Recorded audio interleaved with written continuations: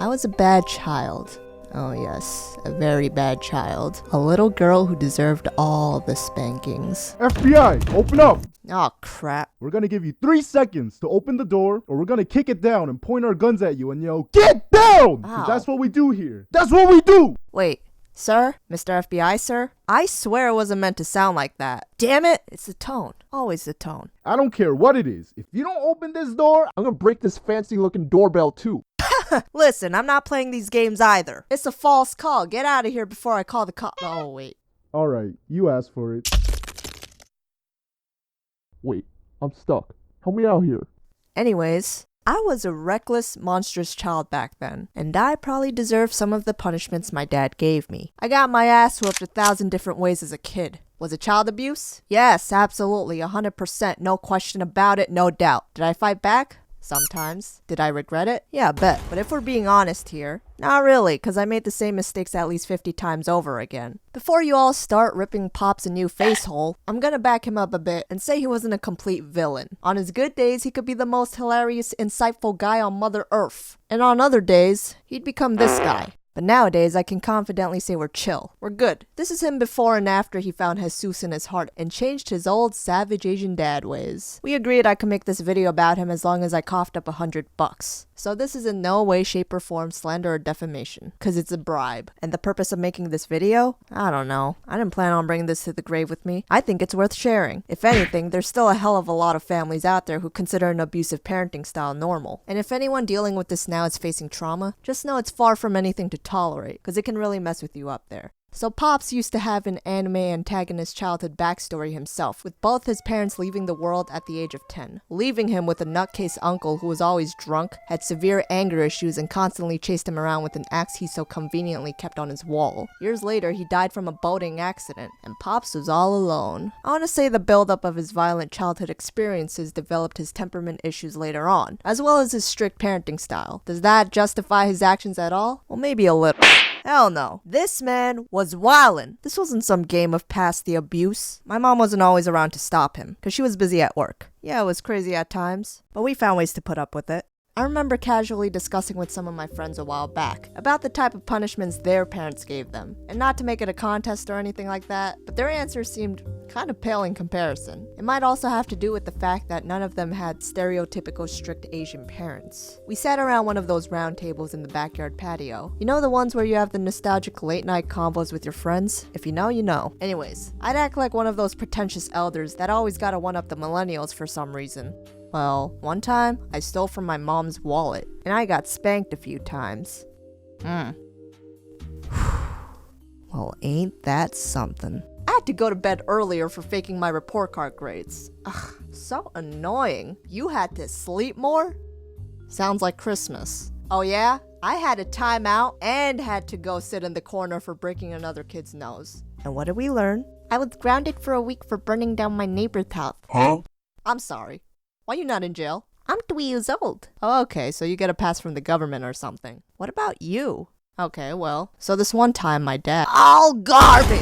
Get out of here with that Mr. Softy nonsense. You young whippersnappers had it too easy. When I was your age— Oh shit, here we go again. I was punished every day for being a peasant. I had to walk 6 hours up a mountain in negative 50-degree weather to go to school while carrying a boar, so I could eat it raw during kindergarten snack time. Tough times make tough people. No snowflake gang. Alphas only. Yeah! Hardcore! Who let this crackhead in here? Really? You dead-ass barge in here comparing punishments like this is the oppression Olympics or something right now. Lay off, man. It's not that serious. Yeah, why are you so barbaric? You insolent. Who you calling barbaric? My dad was never a man of discussion. Conversations between Pops and I would never last more than 2 minutes. Instead, he reminded me of those main menu character in RPG games where you get to choose your own weapon, cause he always had it ready somewhere. It'll be anything anything and everything. Glass cups, broomsticks, golf clubs, the TV, you name it. Okay, so for the actual punishments now. Let's start with something tame, like him breaking all my electronics as a kid. It was during my bedtime when I was caught playing the Game Boy Advance under the covers. I'm pretty sure he heard the noise from the Scooby-Doo game I was playing, so he walked over, pulled off the blanket, and I don't know what was going through my mind then, but I figured the best course of action was to pretend falling asleep then and there. He thought I was being a smartass, which got him even more pissed. So he grabbed the Game Boy, walked into the kitchen, broke it in half, threw it in the sink, and turned on the water on full blast. Oh, you know, just to make sure it was never gonna turn on ever again. I'm sorry, but was that all really necessary? Then there was that time he stomped on my iPod because I had a bad habit of listening to music at a volume that could make anyone go deaf. Didn't hear him calling my name from downstairs. He thought I was ignoring him. He broke my PSP in half, stomped my iPod Nano and radio all at once because he was mad about something else I forgot. I played Toontown and Club Penguin like there was no tomorrow. So he pulled out the wires from my computer, broke the keyboard and mouse, and threw it against the wall. I got the crystal clear message that this man was extra as fuck. Actually, a lot of moments even as a kid, I was convinced, hey, maybe this guy's a psychopath after all. I remember when I was around 9 and my brother was around 7, we came home from after school, and my brother was hungry enough that the process of getting a plate, putting food on the plate, bringing a napkin, spoon and fork, and sitting down to eat seemed like too much of a chore for him. So what'd he do? Like most kids would, he climbed on top of a stool and took the food directly out the pot with his hands. Pops caught him as he was walking by, and he immediately stormed into the kitchen. If it wasn't for the way he made his entrance like some dark overlord, I wouldn't have thought, oh crap, what's gonna happen this time? He made his way over to the counter, pulled out the cutting board, and the next thing I knew, he was holding a plain old ordinary kitchen knife in his— Whoa! Hold up! Back it up!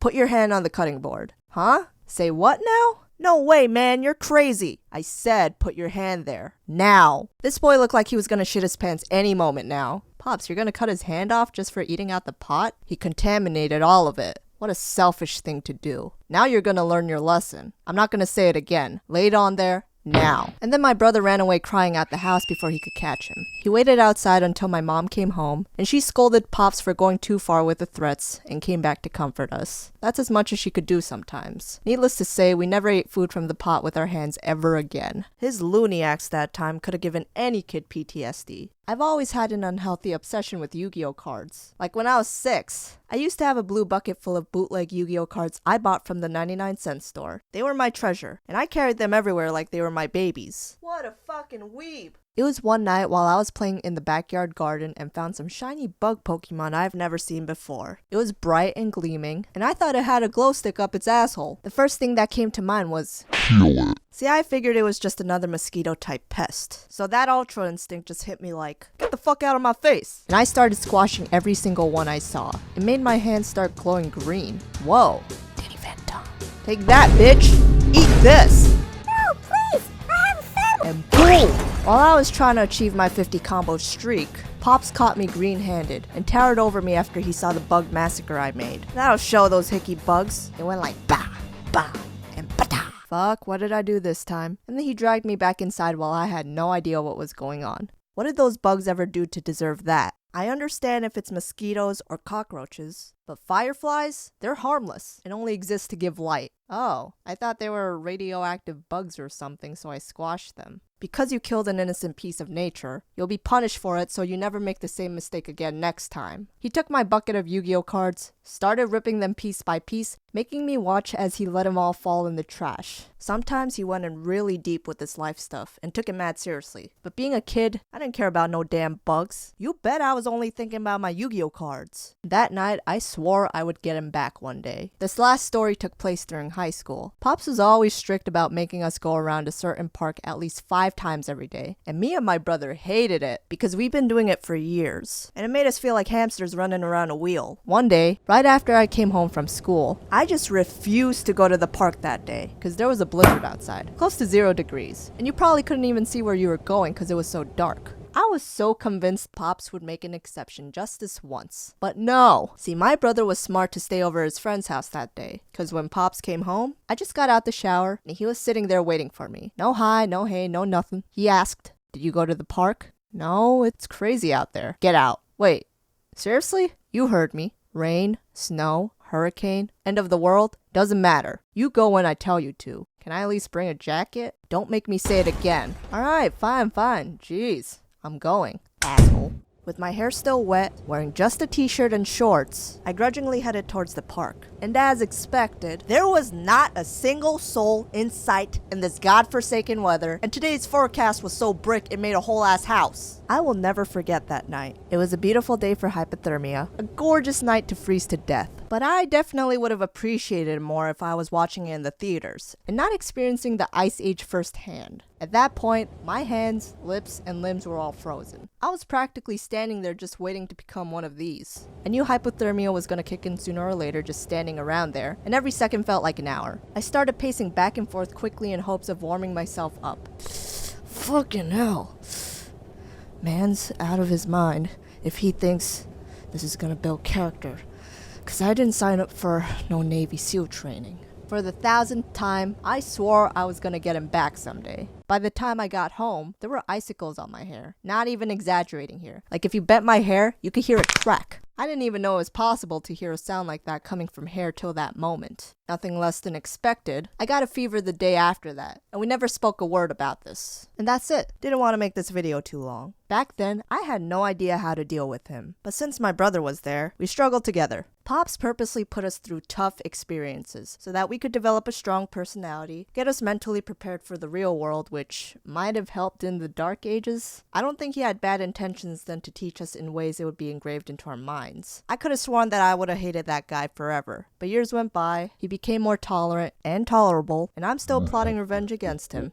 And our gut feeling got the best of us and told us to forgive him.